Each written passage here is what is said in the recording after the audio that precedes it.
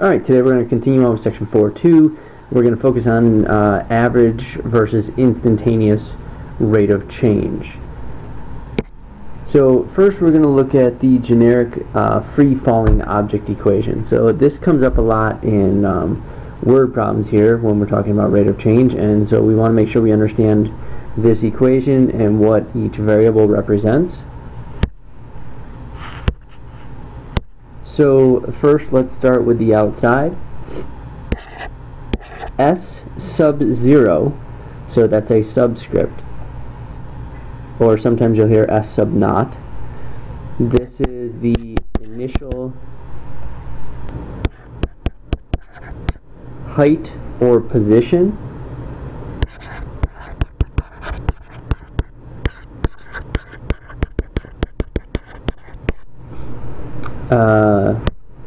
V sub 0 or V sub naught is initial velocity.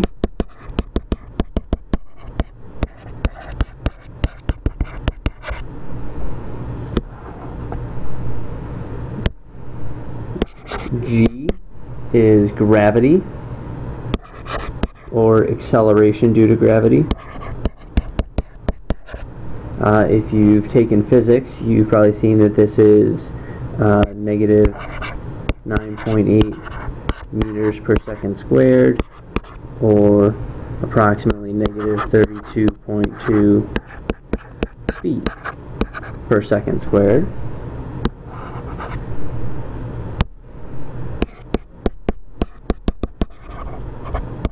T is time, and then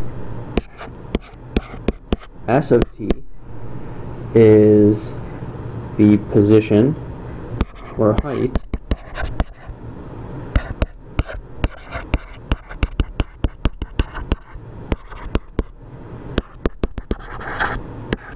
at time t. Now, another thing I want to point out to you now is the difference between velocity and speed. So velocity can be positive, negative, or 0.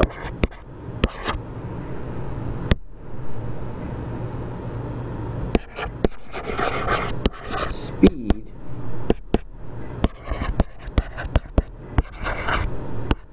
must be positive. So that's the difference when we're talking about velocity or speed, is we can have a negative velocity, but we are not going to have a negative speed. Okay, so here's an example. A ball is thrown straight down from the top of a 220-foot building with an initial velocity of 22 feet per second. What is the average velocity from time of t equals 2.5 to times t equals 3? So here, understanding the difference between average and instantaneous velocity, because then for part B we want to know what is the instantaneous velocity at t equals 3.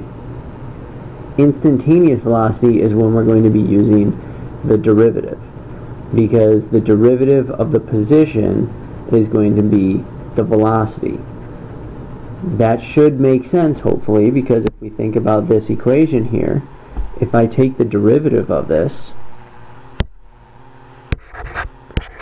S prime of t is going to be G times t. Let's rewrite that a little bit.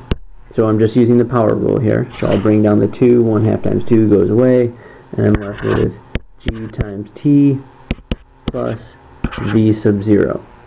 So if this is the rate of change of the position at a given time, that's velocity. Velocity is a rate of change. So that's specifically instantaneous velocity. So this is going to be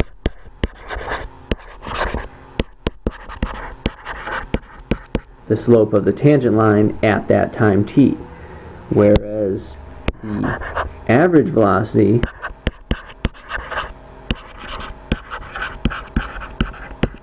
is the slope of the secant line. So I want you to Pause the video and try to find the average velocity from 2.5 to 3 and find the instantaneous velocity at 3. Unpause once you do those. We'll go over those, and then we'll talk about the acceleration and what is its velocity after falling 108 feet. Okay, so my initial position equation is S of t is 1/2 times gravity, which is negative 32.2 feet per second squared, times t squared minus 22t plus 220. If I simplify that slightly by just multiplying 1/2 times negative 32.2, I get S of t is negative 16.1 t squared minus 22t plus 220. Now I want to find S of 2.5 and S of 3. So I plug in 2.5 and I plug in 3. At 2.5, the position is 64.375 feet. At 3, the position is 9.1 feet. So to find the average velocity, I find the slope between those 2 points. So y2 minus y1 over x2 minus x1. And I end up with the slope, or the average rate of change, which is the velocity, or the average velocity between that half of a second, is negative 110.55 feet per second. I could also write this, so this is where it's important to understand what does a negative velocity mean. It means that I'm moving at a speed of 110.55 feet per second, and then the negative is telling me the direction is down. So that's the average velocity. Now what about the instantaneous velocity at 3 seconds? So for this I need the derivative, so S prime of t is negative 32.2 t minus 22.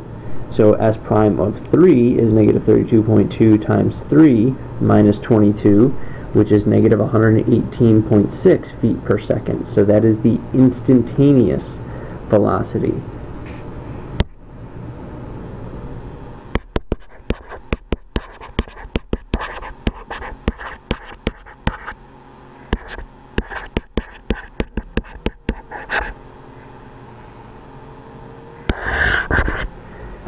Again, I could also write that as 118.6 feet per second down as a speed. Okay, so that's the difference between average and instantaneous. We can see that the instantaneous velocity in this case is a little bit faster because it's at 3, whereas the average velocity between 2.5 and 3, the object is still accelerating as we move down, so the further, in this case the ball, so the further down you are, or the longer it's been in the air, the faster it's going to be going at that instant. So now the next part is, what is the acceleration at time equals 3? So I want you to pause the video and try to figure out the acceleration, and then I also want you to figure out what is its velocity after falling 108 feet. So pause the video and try to find those two. Unpause when you're ready to check your work, or you get stuck. Alright, so maybe you understood the acceleration right away because you knew that we plugged acceleration into the equation. Remember, acceleration is gravity. So in this case, that's a constant. Well, we can also understand this with rate of changes. So the derivative of position was velocity. What's the derivative of velocity? Because the derivative of velocity is the rate of change of velocity. The rate of change of the velocity is the acceleration. You could have, in this case, a constant acceleration, but you still have an increasing or decreasing velocity, perhaps. So the derivative of v of t, and v of t is s prime of t, is v prime of t, which is the acceleration at time t, which is just negative 32.2. So a of 3, or the acceleration after 3 seconds, is negative 32.2 feet per second squared. So for this example, acceleration is constant. You are constantly accelerating at negative 32.2 feet per second squared. So at 3 seconds or at 1 second, it's negative 32.2. So now on to the last one. What is the velocity after falling 108 feet? Well, the velocity after falling 108 feet, I need to first figure out what time is it when I hit 108 feet. So I plug in 108 for height, and I need to solve for time. Subtract 108, and I have a quadratic equation. I chose to use the quadratic formula, So I solve for t, I plug this into my calculator, and I end up with two values for t.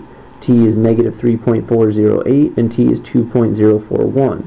Well, time cannot be negative when we're talking about dropping an object, so I can ignore the negative and just use the positive 2.041 seconds. And so now I plug into my v of t equation, which was s prime of t, or the derivative of s of t, the derivative of s with respect to t, sorry.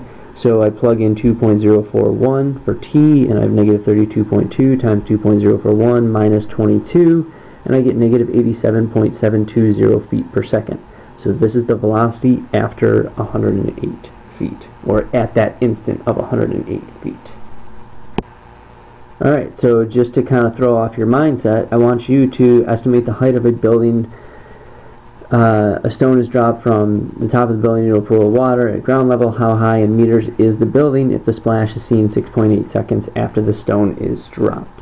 So notice that this is in meters per second, so now we're going to be using s of t equals 1/2 times negative 9.8 meters per second squared, t squared plus v sub 0 t plus s sub 0. In this problem, you're solving for s sub 0. So you want to think about what is v sub 0, what is t, what is s of t based on the givens in the problem. So pause the video, try to solve. If you're confused, then just keep listening to the video. Okay, so if the stone hit the ground, then the height or the position is 0 at 6.8 seconds.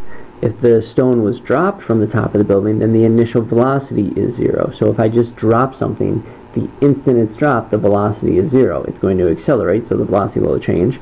But the instant it's dropped, the velocity is 0. So this is how I'm initially going to plug in values to the equation.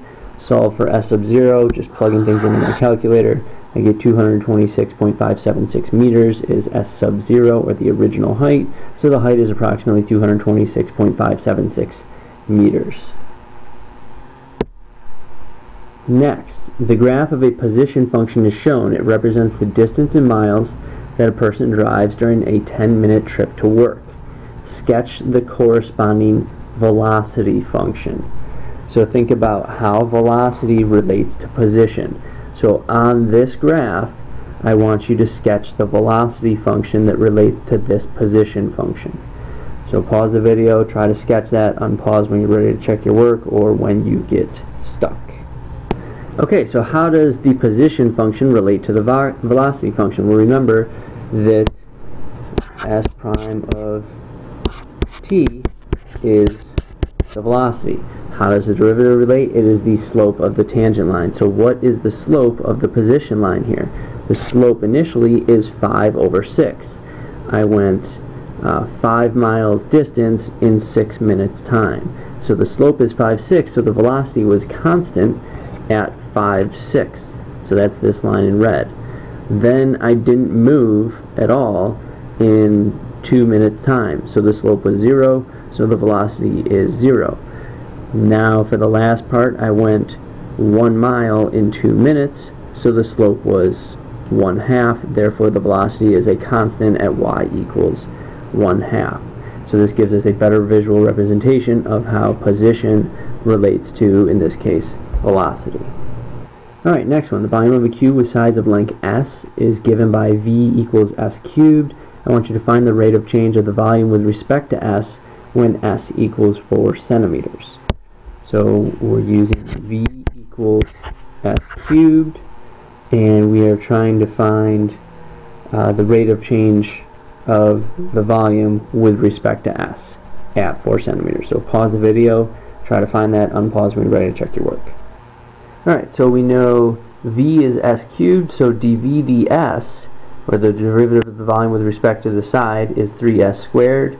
When s is 4, I plug in 4 and I get 48 centimeters squared. So the rate of change of the volume with respect to the side when the side is 4 is 48 centimeters squared. Alright, we're going to end this video here. There's going to be a part 2. It's just 2 more examples, but I really want to go through them. So we're going to stop here and then go to part 2.